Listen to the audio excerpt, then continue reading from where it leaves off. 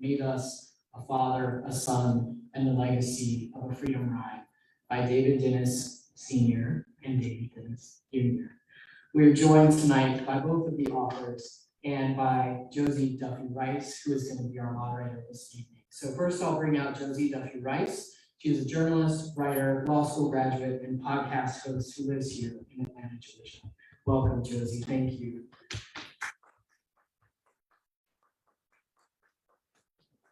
To introduce our esteemed guests.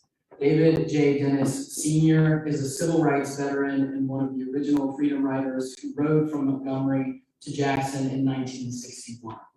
He served as field secretary for the Congress of Racial Equality in Louisiana and Mississippi from 1961 to 1965, and is co-director with Bob Moses of the Voter Education Committee of the Council of Federated Organizations. He helped organize the Mississippi Freedom Summer, the Mississippi Freedom Democratic Party, and the challenge to the National Democratic Party in 1964. He attended Dillard University and earned his law degree at the University of Michigan. In 1972, he co-directed the challenge to the Louisiana Democratic structure that resulted in an African-American chairman and a majority African-American delegation being sent to the National Convention, the first time since Reconstruction. He is the executive director of the Southern Initiative Algebra Project, a nonprofit organization that works to ensure a quality education for all children, especially children of color and the chronically underserved. Please welcome David J. Dennis.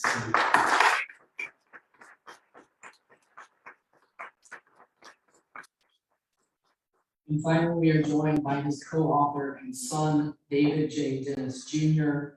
He is a senior writer at The Undefeated. His work has been featured in Atlanta Magazine, The Atlantic, The Washington Post, The Huffington Post, among other publications. Dennis is the recipient of the 2021 American Mosaic Journalism Prize.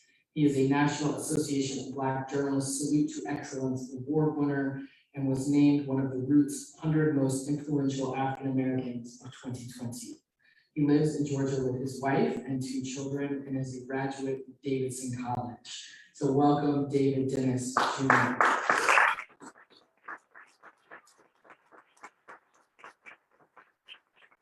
I'd just like to thank everyone watching at home on Facebook and to all of you here in the audience. Books will be for sale after the event, and our co-authors will be signing, so please be sure to hang out, meet and greet, and take one home for a friend as well, especially if there's anybody who wanted to be here tonight who couldn't. So thank you all for your time. Thank you for your work. We're very honored to be here with you.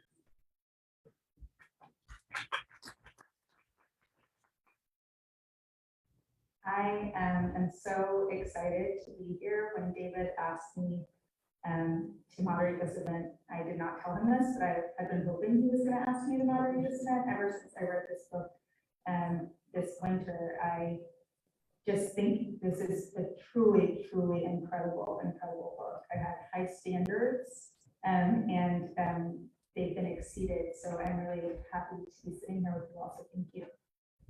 Thank you. Thanks so much. And an honor to have you. Like you're a superstar. That's ridiculous. That's the most ridiculous thing.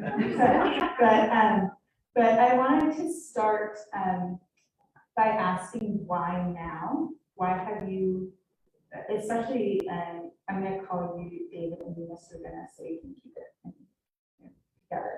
I wanted to know why you decided to kind of embark on this project now. It's a big project, right? You're like, it changes the relationship with your dad. It's a whole book, you know, anytime this could have been a project you chose to do, but why did you choose to do it now? So I had a plan. I was like, I thought books were easy, and so I was like, I'm gonna do like 2 like books of essays, like pop culture and stuff, like stuff that's for in my wheelhouse, and then like maybe the 3rd book I'll like do things about that and all this stuff. But that's not how it works. I mean, one, you know, as a one, so we, you know, it's important to get this history. You know, it's important to get it. You know, why, you know, so many people that we wrote about, even the process of writing this book, are no longer here, glad Dad's here, glad you're here. But it was, so that added some urgency to it. It's like we need to get these stories down. And then it was also just looking at the state of the world. Like this book was, first of all, I'll go back. I always wanted to write this book since I was a child. But it felt urgent in a different way in the Trump presidency, in the Ferguson world, and even more so as I was writing it with George Floyd and all that stuff. So it became urgent to write these stories, but also to tell provide a lighthouse for folks who are out in the streets now, who are trying to figure things out now of what happened before, not in the like, this is what they did, you need to follow them, but just like this is what happened, and this is what's possible, in this country. I'd like to hear from both of you about the process of writing this book, talking to each other about this book, getting the history down.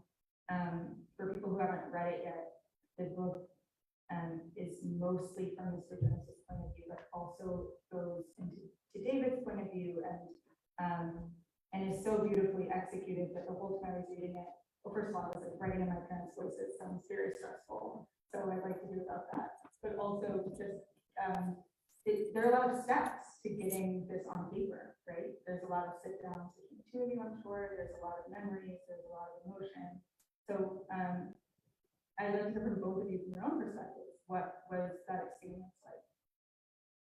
So first it was just I went into it in a sort of weird way. Like I went into it just asking questions based on the stories I heard, not based on having done a ton of pre-research. It's like, these are the stories that I heard sitting around the table, sitting around you and your friends, like, what about this story?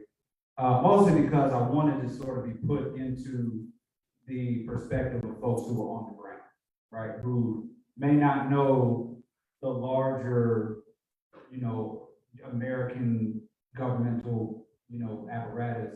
And so people who are on the ground. And so I just started asking Dad questions. Like we had a recording session, and then once the book sort of started to take shape, or we looked like we were doing this, we had a like 1 week, just like, let's get everything on paper, like, so at least I know some sort of story. So if something happens, like we have the stories down. And then I would, try to fill in the blanks. There are obviously a lot of blanks due to just memory or the trauma that hides memory or just time or whatever. And so I would go back and fill in blanks with research and try to, do the information and jog his memory. And sometimes I would just write sort of like what sounded like it could have happened. And sometimes like seeing something wrong makes, would help him jog and tell me what was right. And we had, we had a plan to do a lot of travel. We were going to we went to Shreveport briefly, went to New Orleans a little bit, Jackson. We were going to just like go to all these places and relive these moments. And the last trip we took was Jackson in about, February, like 28th, 2020. So, yeah, it's like things got a little weird. And so we had to Zoom. It was just Zoom. So I would write chapters and Dad would read them and re-remember, and we'd move stuff around, and I'd go back and try to fact check, and we would just come to this sort of place where it sounded, mostly where it was. I interviewed his friends and peers and things like that to fill in blanks and stories.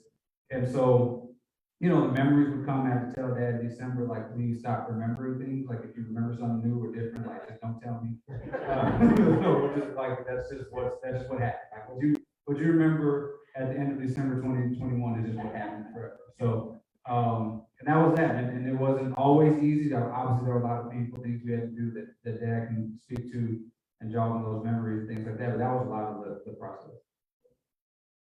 Yeah, I think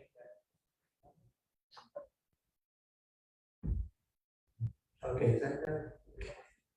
Yeah, David's been very nice about this. This trip was a pretty tough journey, especially for me. It was a tough journey for him also. Because what happened is that in from around 1965, get another type of mental process in my head. So a lot of these things were, didn't want to remember, I guess, I pushed them back. So I didn't do interviews. I did a few Eyes on the Prize, and things like that as a couple. But I just saw it vanish. So I went into underground, you might call this, that not doing much out there. And so what happened is he had to go through the painful piece of trying to get me to remember and to talk about it. Number one is, so I didn't want to, I knew that if I would talk about it to anybody, it was going to be him. And the reason why is that he's my son, but I trusted him. Because what other people didn't know is how painful this whole thing was. I mean, for instance, he's asking me to relive the night Meg Evans died. So I'm with my best friend. One of my best friends is, and he and I are talking. We coming for a meeting. And he said, "Hey man, why don't you come with me?" Because Kennedy was making this talk on TV about the Civil Rights Bill, which came out in 1964. We so man just have a discussion about it. And I say, "Oh man, and somebody get killed like a car. You ain't gonna wait you." So I got called Dora Lackman's. And my then wife, Maddie and us, we went home. And just an hour later, I get a call, he's dead. And so I have to relive Channing Goodman's work, 24 hours before they died, I was with them, and they tried to get me to go, trying to stop me from getting the car with them because I was supposed to go with it. So finally, I let them win. I don't go, And so 24 hours later, they did. So now, I'm just saying those, but you will know those. There are many more than that is. And so you relive in this. And a lot of things that bear so deeply is they would say, "Dad, tell me a little bit about this." And I'm like, "What are you talking about, boy?" I'm like, "What are you talking about? I did that." "Yes, you did, Dad. We got this. I found this here, this problem." I'm like, "Huh?" And all of a sudden I got to regurgitate this stuff, got to come out. That was not easy. Not for me, not for him, because it carries over into things that's in the book as you find out some great advice, 3 or 4 letters, that it's all after that impact has on his life. So we talked about the movement, we know about people being beaten, we had, during the whole piece of Freedom Summer, you had 30-some, almost 40 churches burned, homes, 30-some, 40 homes, and, black business burned, over 1,000 kids, arrested, and stuff is, and hundreds of them beaten and everything between some. Well, we read a little bit about that is, but deep down inside, we don't read about is what he brought to life, bring like this. That would be all these people that nobody thinks about. He brought down 1,000 kids, and they have to be housed. Who housed them, what did they do, and what happened to the people after that? So all of that is stuff I had buried, and he had to bring it out. And so for him to watch in his pain, which I found out later on, he and his sister was conspiring, dealing with the fact that don't push Dad too hard. He said, "I don't find out this is too much later," but so all I want to say about this is that he's being very kind about it. It had to be very painful to him too, to go through this and bring this up, and stuff like this, and about what really happened with when really talk about when you say the movement made us, is what this is all about is, and it's called like Freedom Ride. It's not about a freedom rider. So the title has a lot of meaning into it. Look into it, that's all came from. So he's not the co-author of this. This is the idea, his plan is, he did, could have done that. Well, I think it is just a deeply generous and honest book, and it's clear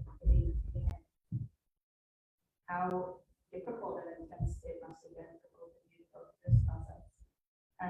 And one of the things I really love about it is that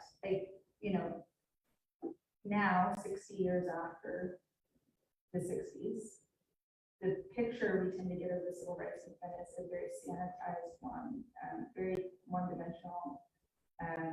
And about, makes people human, right? There's real human aspects to everybody in this book, good and bad. There's a part where you talk about and it seems that the conscious to talk about the importance of not romanticizing in the book. One of my favorite moments is when you decide to go to Montgomery and you say it was actually because your friend got you too drunk and that's why you decided to go, or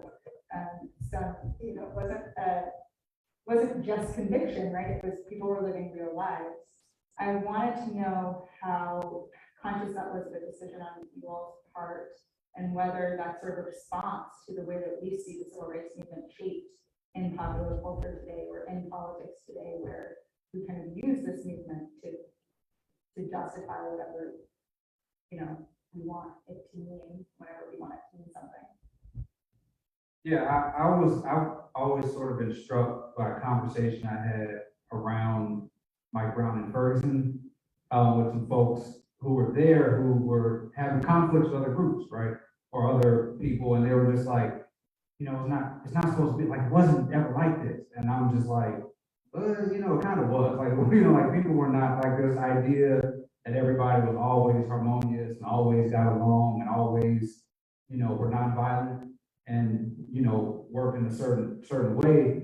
And I think humanizing it is intentional and important because it tells people that you can do this too. You don't have to be this perfect person to do this. It comes at a time where everything feels absolutely, insurmountable. I mean, like you can speak to that, like dealing with justice system and everything just feels like too much at certain times. And, when Trump is president, it feels like too much, and the pandemic and all that stuff. And so it scares you because you feel like I have to do like so much to even fight that. But the idea is like, if you do something, whether you are perfect or not, which you're not perfect, you do something that you can make a difference. And showing the reality and the human side of these people, I think, maybe somebody will see themselves in that and feel like it's okay to give it a try if they themselves are fighting, trying to figure themselves out. And also to remind folks that these were children.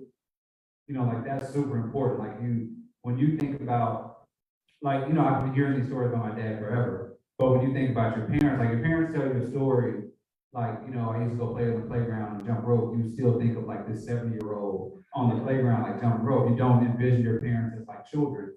And so it didn't hit me until we were like, these were children. These were 20, 21-year-olds who were doing this. And obviously at 20 and 21, you are still clearly figuring things out. And I wanted to bring that home. Like these were kids who were fighting an entire United States government that was using bombs and spies and all this stuff to take them down. And they, in many ways won. Yeah, that's a good question. Dave is correct. But you really don't know, for instance, it wasn't just a Johnny Walker Red.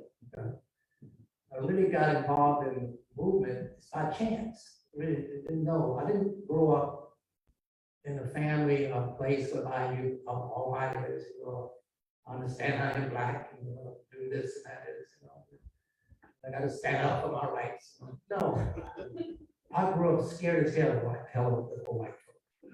I was told that when Emmett Till came out, the men took us to a church and taught us how to survive. Don't laugh, don't smile at a white person and think I said, man, I'm married one of that. But that's what happened in life. It's what it's all about. You don't know, what it's going to take. So, for instance, I graduated from high school, Southern University Lab School in Baton Rouge. Right? My classmate now was voted in 1989, 90, I think it was. It says most unlikely people to do what we do. We're just fun characters. My classmate was, his brother was doing a march in 1960 from Southern University, passed out of campus, trying to get us home. He said, no, we're going to his house and play basketball. His name was Hubert Brown, better known to most people as H. Rap Run. He's my classmate. No. So I really got involved in the civil rights movement. And the fact is that I'm walking across campus. I want to be elected as nothing that's at Dillon University, HBCU in New Orleans. Well, anything to do with no civil rights thing. So I walked back. There's this lady on the stoop. And she was talking about civil rights and stuff like that. I'm like, okay. Went to walk away. Wait, oops, go back. She was very attractive. So I went to talk to her. She talked me into the first date going to civil rights leader of the Congress called, you know, the New Zion Baptist Church, remember the old days where SCLC was founded, New Orleans. That was my first introduction. It was chasing, not trying to, you know. That's the honest about it. So you never know. So actually, yes, or I get into a free ride and try to walk away. And also, Doris is on that doggone challenging me, you know. But then something happened when I got to Montgomery, Alabama. I'm there in this room, Dr. Harris's house. He was a pharmacist. In this room, the people like Martin Luther King, C.T. Vivian, you know, Y.T. Walker, or Andrew Young, John Lewis, Diane Nash, people I've been reading about. I'm like, I'm flabbergasted. Now, what is why am I here? How can I get back to Dillon? I'm supposed to be taking exams. I have no feeling this way. My mom don't know where I am, you know? Okay. And I'm sitting in this room here trying to think, they arguing back and forth. Should we continue riding out?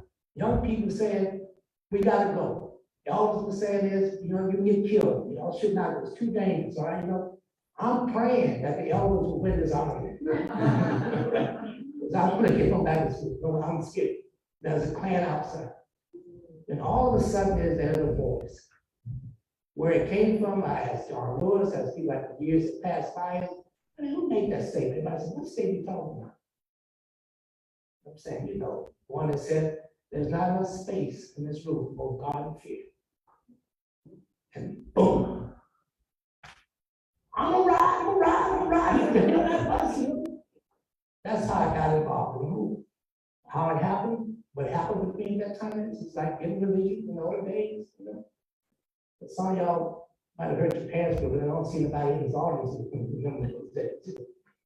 But that's what you don't know. So it's a lot of my opportunity for why I'm here today had a lot to do with a desire, commitment, but it had a lot to do with just dumb luck.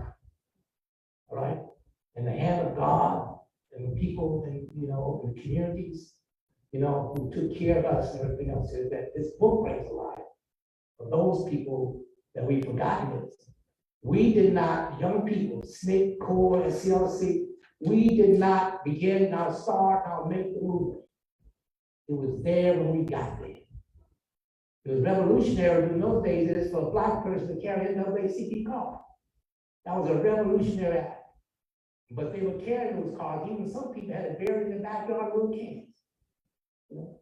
So what we deal with is stuff, there was always still a movement among black people for freedom and justice in this country since they were brought over here as enslaved people. We have to remember that in terms of where it comes from. It came from the guts of it. We were part of that movement. And that's what made us. We didn't make it. Another thing that I really love about the book is that it talks about both the big moments, right, the major events, but it talks about what it takes to get there. It talks about the organizing it takes to get there, the structure you have to build, the infrastructure, the grunt work, right, which a lot of people don't think about when they think about the civil rights movement. I'd like to hear both of your thoughts on why that was important to include, and whether you think that aspect of the movement gets the level of attention in reflection now that we look back on it that it should. Well, I mean, Dad can speak to that a lot of that grunt work, obviously he did. Like that's like I can't. That's not like community organizing. I can't even like think about organizing humans and like doing stuff like I work by myself and write on paper, like that's what I do. And so the idea of that is just so it was just so fascinating, like the ingenuity that they had. You know, we have a story of them, which I'm not going to tell the whole thing, but they disrupt this state fair in Shreveport, which was like high school kids and college kids came with this plan. And it's like one of the most ingenious plans I could ever think of. When nobody gets arrested, they use white, like an understanding of white fear and white anger, use it and weaponize it against white folks in like this really sort of brilliant way. I think that's, sort of, it's very important. Like, I think there's an idea that people just got together and marched and then went to jail, and then you weren't in jail anymore, you marched again, and then that was it. But there's like actual hard work. And I think one of the things important about that work is people to understand, like Dad was saying, that that work was already there, built in decades, generations before SNCC and CORE came to Mississippi and Louisiana. Like everywhere there's a movement, there are folks already there doing it. And I think that's important, especially now, because you have like Minneapolis or Ferguson or, wherever in Florida or Atlanta, and people fly down and they're like, all right, we know what we're doing. We have all these millions of dollars. We're gonna do this movement. And it's like, you have to understand that there are folks already here who have a very intimate understanding of all of the systems that they're up against. You don't tell them what to do. You listen to them and follow them and help where you can. And I don't want to be critical of what's going on, but like I see too much of not that going on. And my hope is that, they can see some of what they were doing back then and sort of take a little bit of heed of that. Yeah, we learned from the elders. I mean, if you think about it, is the elders of family people, they all had to organize just to survive. If you listen to them, or what it was all about, how they built this structure around things. My grandmother was a good example. My grandmother. So we were living in this area, but first of all, I was born on a plantation, all right? So for 9 years, I had to walk a little distance to get to the outhouse. You hate the wintertime, and the fact is that you were the youngest one there, you were the last one to take a bath. That turned out to be clear water in the beginning, you had brown water, but you had to get in, because everybody take the water in and out, because you have no running water. So that's how I grew up. But you had the other pieces about family and structure pieces. My grandmother, later on, we moved from the plantation to Shreveport in the city. But the area that we lived in, you still did not have any sewage and stuff there. So my grandmother got on the street, this block area there is where the sewage ran, and the white folks area didn't come down to where we did on 2nd Street. And so she tried to organize the street, the block is. And so they had told her to get the sewer, the people there would have to dig their own ditch for the laying of the pipes. So my grandmother is like, okay. So she began to try to organize, and people just, make it out their time, working there. So finally decided to organize. She got them together. The women would cook in the evening, and after get off work, and on weekends, they would dig those ditches. And they would do that, and they did that. And so they finished the ditches. So my grandmother goes down to get the people come down to look at it.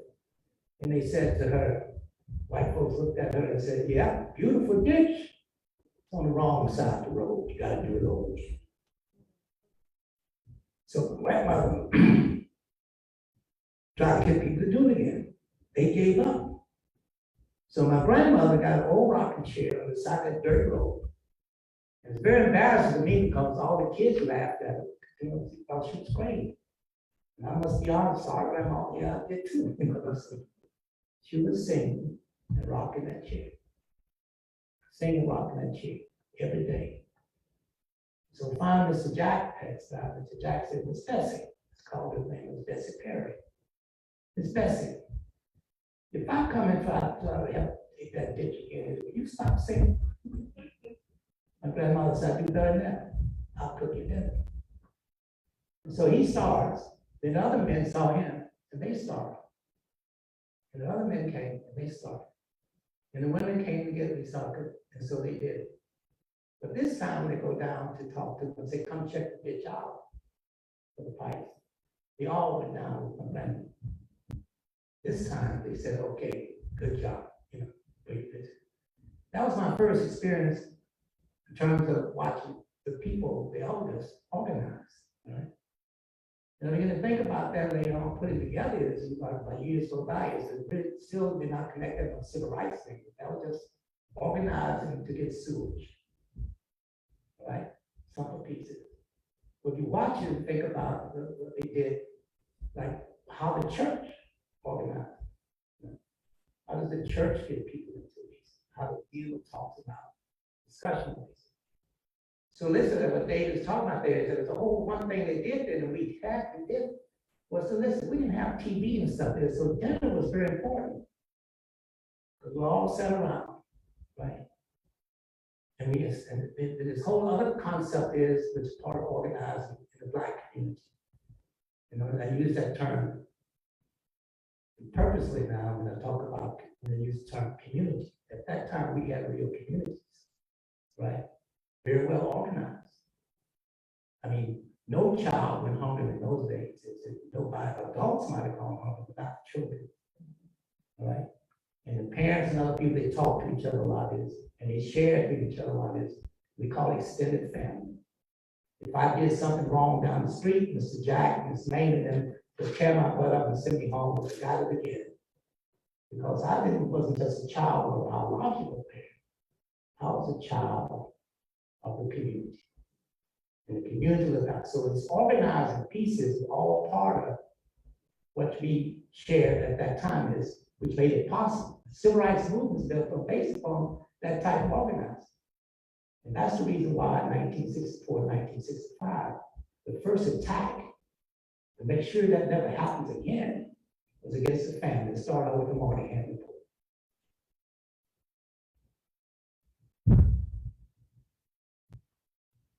There's a line in the book, and you'll have to remind me exactly what happened right before this line, but it really stuck with me where Mr. Dennis says that something happened that was the first moment that you felt like you wanted revenge.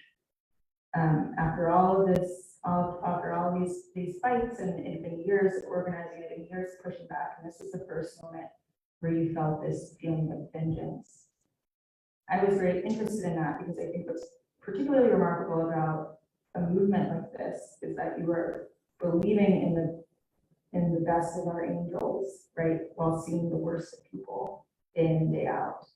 And I wonder how, in reflection, when you look back on that time, how you avoided sinking to those moments of wanting revenge, how you avoided the bitterness, how you avoid that feeling of what is the point of this, and quitting and giving up, because that feels like such a salient possibility, I think, in the lives of people looking back at it.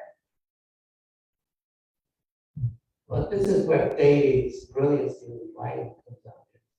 It's able to probe and be a real journalist, because a lot of that what you bring up now is what I also push that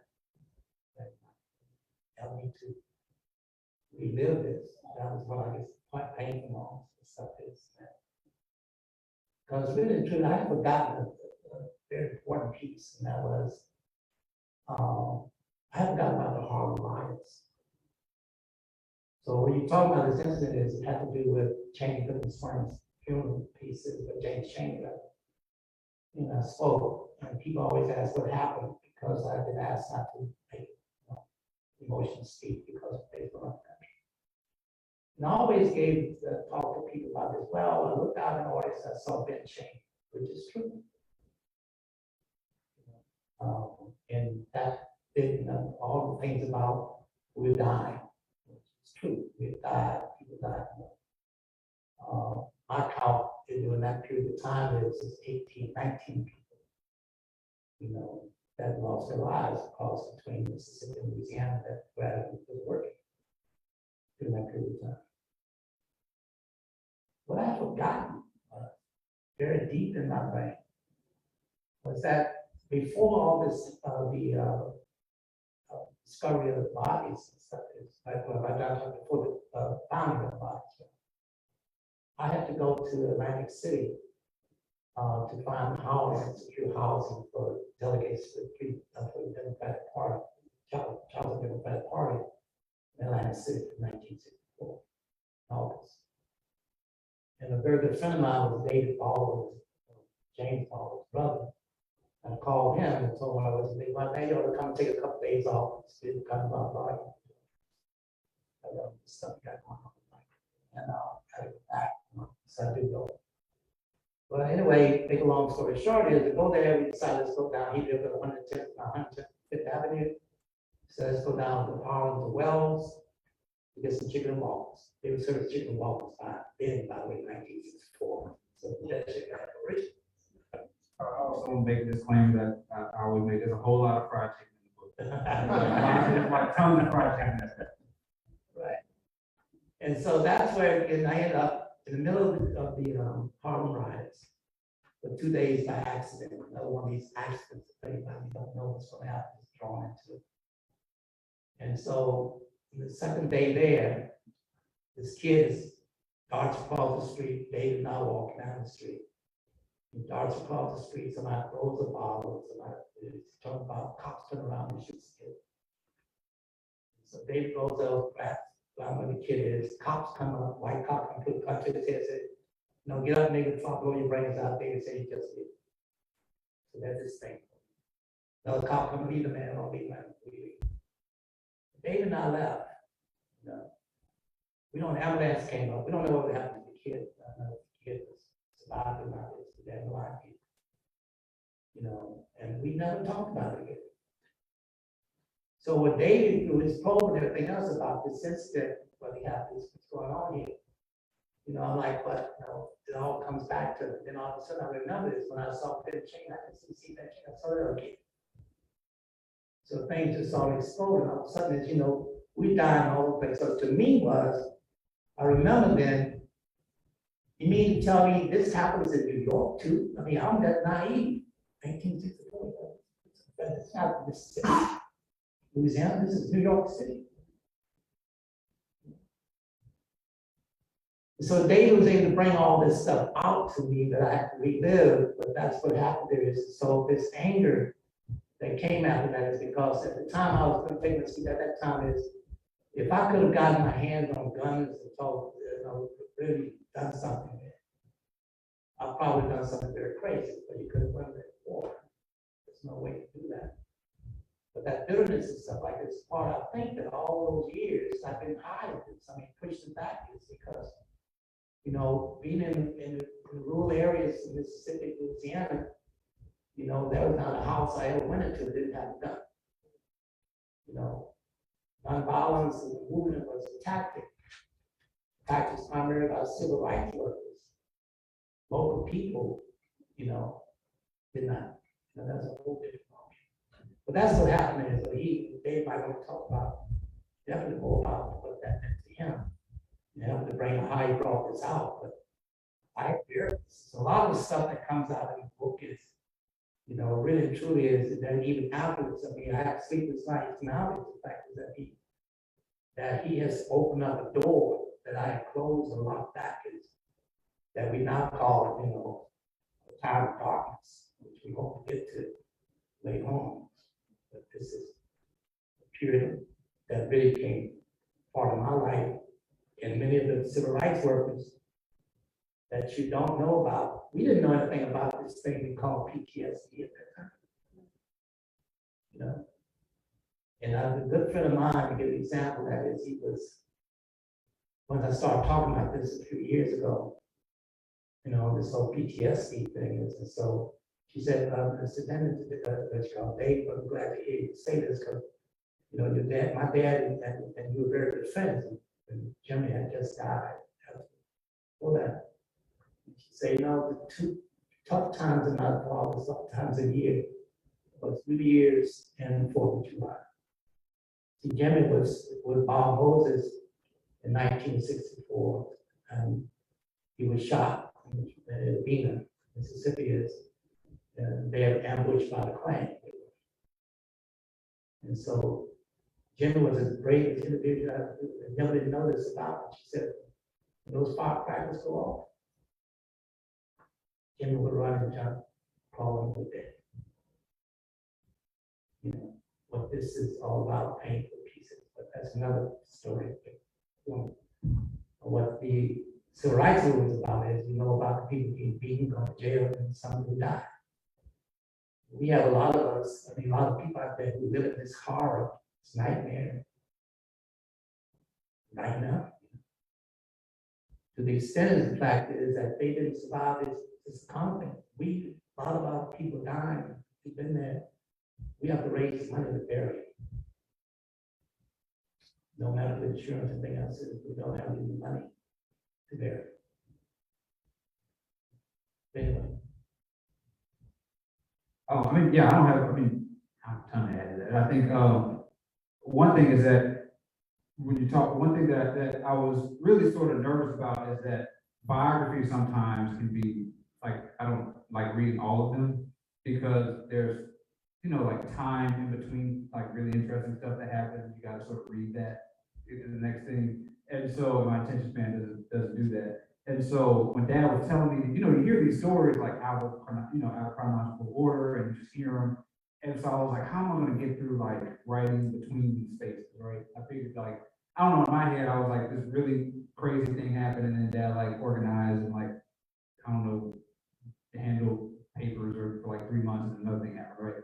But what I learned was that these things were happening continuously. You know, like when you set the time to get like Mrs. Hamer was beaten in the same 2-day span as Meg was being murdered. You know, Dad, the Goodman, Cheney, Schwerner disappeared and the Harlem riots happened within weeks of each other. Like all of this stuff just happened back to back, which blew my mind. Like even all the stuff that's in the book, there was like 20%, 30% of stuff we had to take out. There was like too much stuff happening, you know? And it was just reminded me of the fact that like these people were under siege constantly.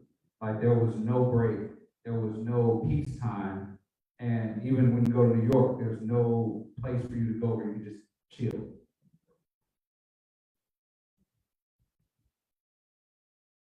David, I wanted to talk to you about how being your dad's son has shaped your life, especially having the same name as your father. I am also. He didn't like that. I am also named after my grandmother who worked in the civil rights movement, and that has been a major shaping force in my life. I wonder what you would say about how it's changed the direction of, you know, how your father's legacy has shaped how you see your job and like your work in life. Well, more than the name is the fact that we look so doggone much alike. So it was so hard to like people. I go to New Orleans and people stop me and say, "Are you David Innocent?" I'm like, I can't do nothing here. I got surveillance around at all times. You know, I sort of, you know, Dad did not push me into anything. You know, I think the thing that he was more adamant about was being a good husband, good father, that sort of thing, and sort of being, you know, being able to do things that were, you know, more challenging, right? And so I never really felt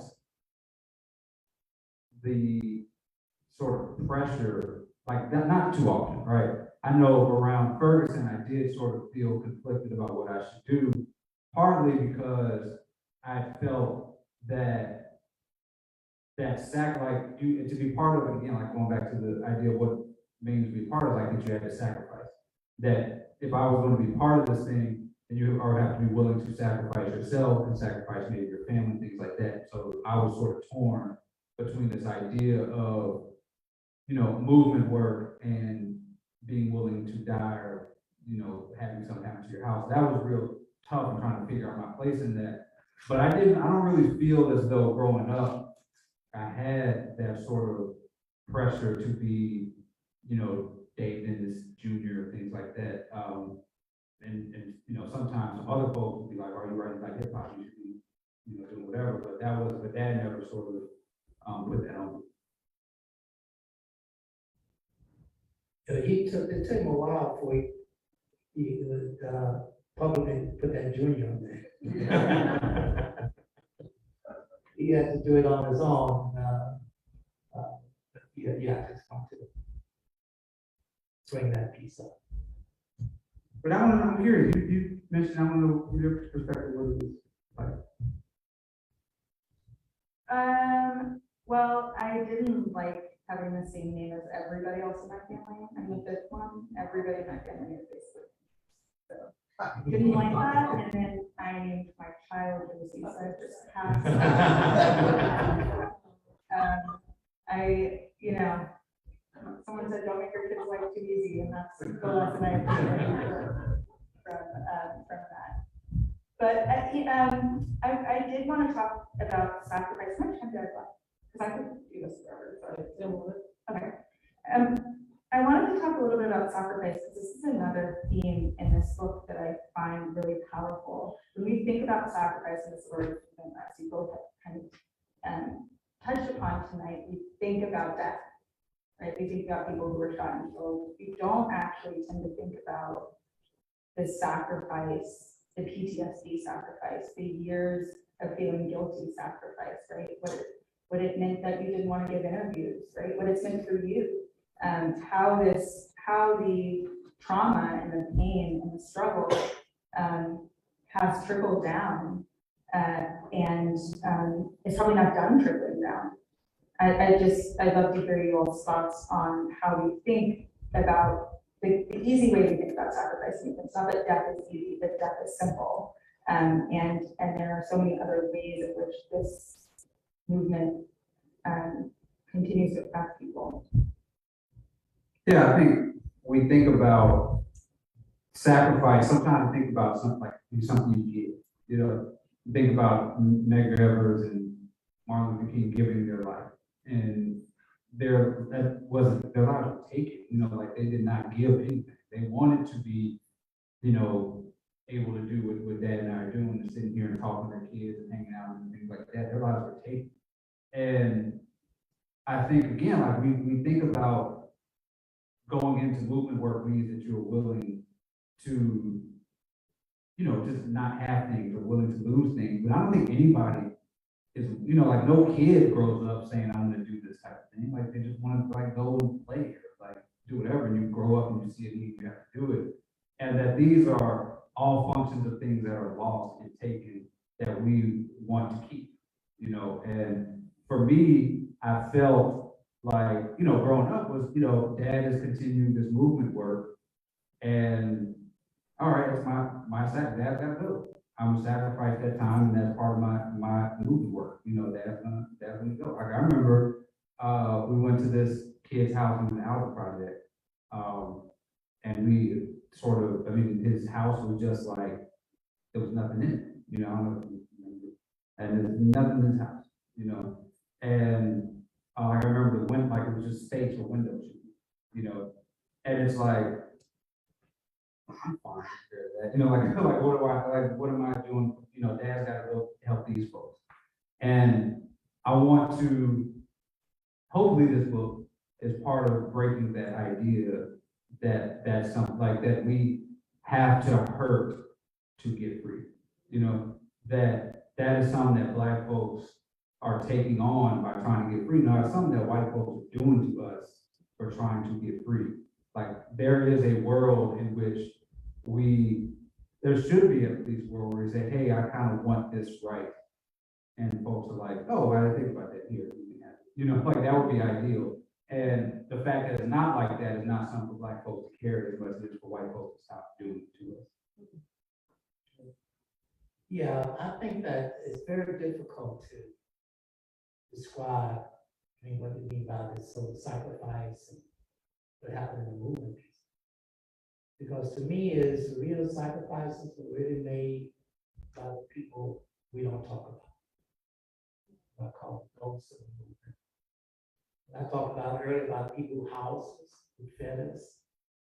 I mean, those are the people who had to live. I mean, they knew what fear was. They knew what could happen to them. You know, I mean, they gave their best for us to sleep in. I know that at times that we talk about the chicken pizzas and we laugh about it. And the big time is that was real, because we only got $25 a week. You know, when we were working in the movement in those days, that took care of everything. Housing, you know, food, gasoline for the car was on 30 cents a gallon, 25, 30 cents a gallon, but you still have 25, 30 cents a gallon of $25. So to go out we had a strategy for going out to knock on doors around 5 o'clock, 6 o'clock in the evening. We knew people having dinner because we were part of that extended family. And they took us in because we were like their children. And they always say, come on, why don't you have a piece of chicken? often some of the best chicken sandwiches, not really like Popeyes and stuff like that. Just take that Wonder Bread, put that chicken pie between it, wrap it up.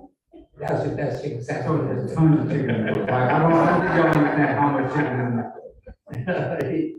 But the end rate is, when you talk about sacrifices, what people have to give up to be that part. When they went down to register to vote, they knew they were about to, they could lose their jobs, whatever that was, you know. How they be treated outwards is just to exercise that one right. So for them to do that, that was very revolutionary. You know, we might not, you know, visualize that in a sense. You know, but what they did then, what we did, the people did were able to do that, was just to take that one simple act. I'm gonna go down and try to register to vote. They were taking their lives in their own hands, and the lives of their children in their own hands. Their homes could be bombed, they could be beaten and do this. That's sacrifice. I mean, that's the pain, you know. So what it is hurtful today is to see people like, you know, I ain't got time to go down and register to vote. Right. Think about the fact that what these people paved the way for them to exercise that particular right is. They're coming for miles and miles around to do that. The book talks about a story, so I'm gonna tell all this. This old couple that's buried in my head. It came down to register to vote in a buggy. In a mule. This had to be, that was their act of defiance. And they had to walk by that sheriff, and everybody else said, we looked in the eyes and we looked in the eye. And what I cannot get out of my head is the fact that it's even now nightmares, watching them take that wagon back. I don't know whatever happened. So you don't sleep about it. That's sacrifice. That's something that's painful. But what they had, they knew what they were dealing with is they had to go back into those backwards. That's what we have to think about when we think about sacrificing, not what, you know, kings and others and Moses and others and myself, what we did is, you know, I love them all. Because we left their homes in those backwoods whereby they had to come with this building over those sheriffs and people like that every day just to go to get the groceries.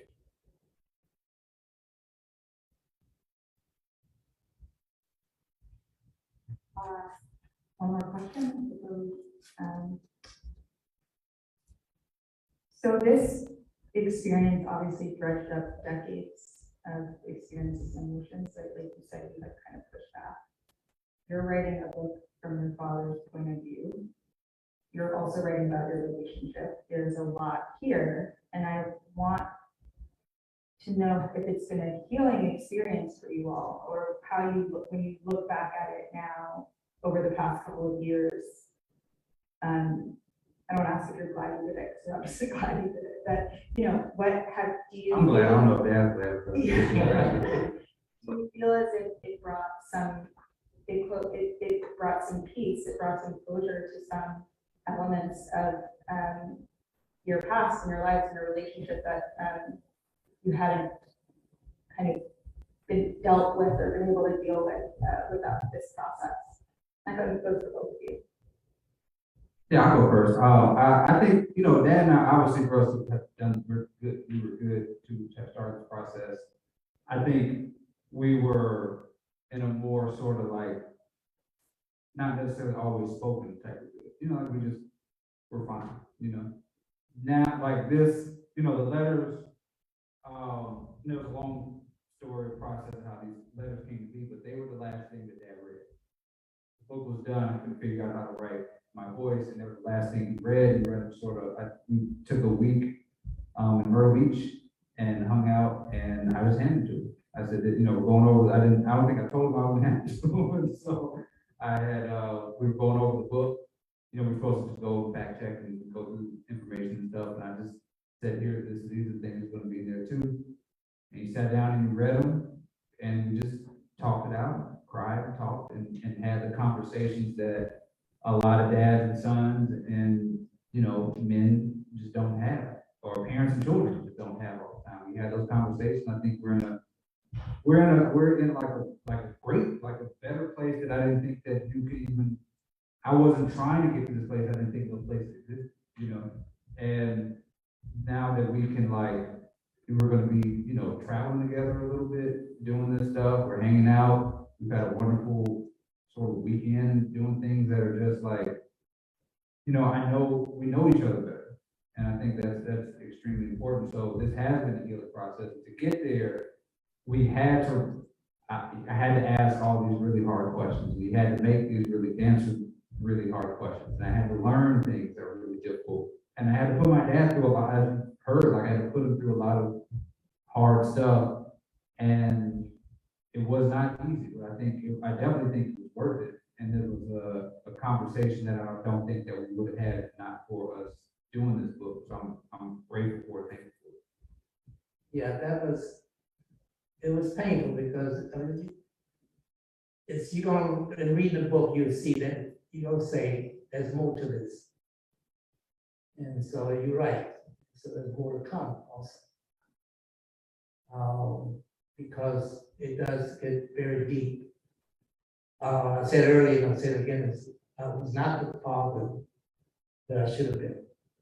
The kids, and, you know, because of what I went through in the movement pieces, I caused a lot of people a lot of pain. You know, I mean, and so part of my healing process is getting that out. You know? So part of that, so he knows a lot more than put that book. You know, a lot more than a lot of things I feel I need to share, because people need to understand, you know, what this is all about when you raise that question about sacrifice and others, what that represents. I mean, I have family here sitting in this front row, you know, I have two of my grandchildren, you know, Langston, you know, October is, you know, I have David's wife is my daughter-in-law, you know, here. Missing, you know, our David's mother, you know, Carol was here. We went through this piece with me. Now my present wife, Nancy, sitting here, is going through it now. Sharing pieces. So a lot of people is, you know, it's not easy. But what David's helped me to do, Father, Son, which he, you know, is that he's helped me to embrace those dark times in my life is, and understand that there were good times and dark times, but they're all part of your life. So you have to embrace it, the good, the bad. So I saw this life goes, you know, got born and go, you know, civil rights movement. I do this, okay. What I'm doing now, I'm very happy.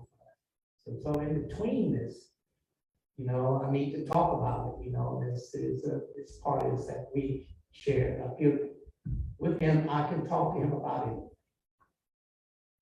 You know, that's what I feel. And there's a lot of problems I haven't yet, but it's coming. But I mean, there's to have somebody, you know, a son, to be part of it to that extent is very important in your life. The good, bad, the ugly. And they take you as that is what unconditional love is all about. They take that good and bad. You know, and become part of it. So, you know, for us is the black males have been blamed for so much in terms of pain to families and what it is.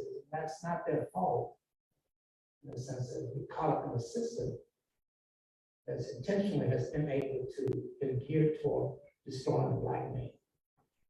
So our survival has been is the women, you know, the strength that they brought and shown, demonstrated this book that they very intentionally, you know, gives a lot of attention to, you know, the black female and her role in terms of feeding us, you know, of the movement, but their role that is inherent also. What family is all about is, if you really think about it, is one of the really crazy but horrific pieces in our lives as people is we've allowed white folks is to separate us, you know, and then to downplay the power of our family structure, which is the same family that we once had. And we really had real communities and stuff. we began to believe the hype, that they put out there.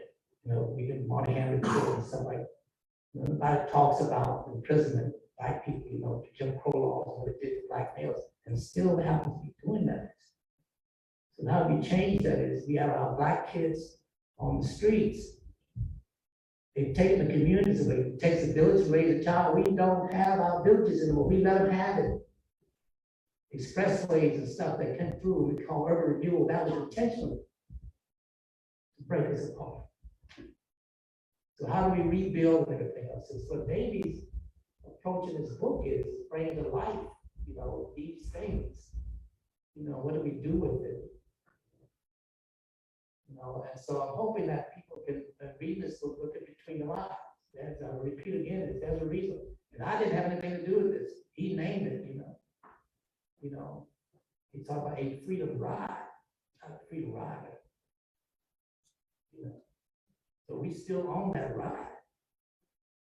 It's a never ending ride. Whether we like it or not. So the movement made us. We didn't make the movement, it was here. We played a part in that continuation of that movement. But we, Snake Core, other people, young people, we came in a part of this, and our families, the adults, the elders, embraced us as part of the community, as part of their family. So we got to figure out how to not worry about how low the pants are those kids wear. Let's concentrate on the wrong end. Let's deal with the fact is what's in the head is how many of them we give a hug to, or to talk to share information. So what he does with this book is that brings it his own way, is bringing this out. So you have to read between the lines also. And I'm enjoying the fact that we put in a couple places in the classrooms watching these kids address these issues. The young people get into the deep part of it. I was virtually attacked almost because of my whole story about Doris and seeing her on this platform. And so all of a sudden I'm like, wait a minute, I thought about that is they felt that I was not valuing her real contribution to the movement. I was looking at her body and stuff, and not thinking about what she's saying in her head. I'm like, that's what we talk about. Although I disagree, but I'm like, one says it. But anyway, I just want to say, I carried away. No, that was wonderful. Thank you both so much for talking. I have 9 million more questions, so I'll just have to ask you another time. I just don't know, what are we doing next? I think we're gonna invite folks to come hang out in the lobby. Okay, great. Outside and chat more. You can ask questions directly next to the outside. Maybe take pictures and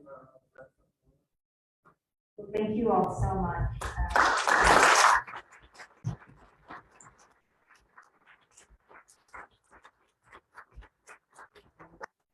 Like Josie, one of the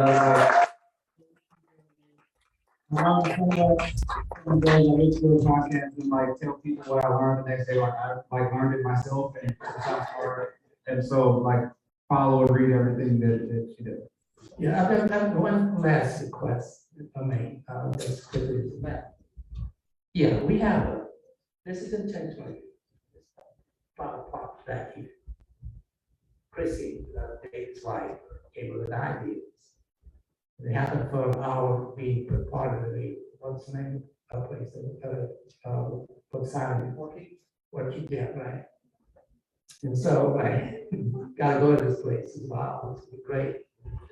And so, well, yeah, we were drinking Crown Royal and wine and eating cinnamon rolls. So it's a great thing together. But at any rate, is what came out of that is one thing what this book is about. A lot of the people, not just we talk about, we don't know. Don't know what happened to it. And the people we don't do know what happened to them, who's not here, they mentioned that they would like to be hanging out with us. And I do think though in spirit, you know, that they are here. Some of us, I lost a very good close friend, almost, like my brother, who passed 2 months ago. Minneapolis, but I think I feel like they're here. So we want to do just one, just stand for a moment. We got this problem easy with place some water here. I know you don't have anything, unless you got some palm oil, John, over there in the pocket. Feel free to take it out, you know, but we don't do a libation here with oils in here. And so take a moment of silence and remember them. Remember those people who have, that you know about, where you realize sacrifices made also is who are not here, and whose lives are taken from them. And the young people and kids out there today who die by the second, you know, because of, not because they don't like each other, you know, because of the system. And so, bear with me, take a moment, and Dave and I will do a thing here. All right, just a moment of silence while we do this. So just think about it here. Someone, whomever you want to, give some thought to. Thank you.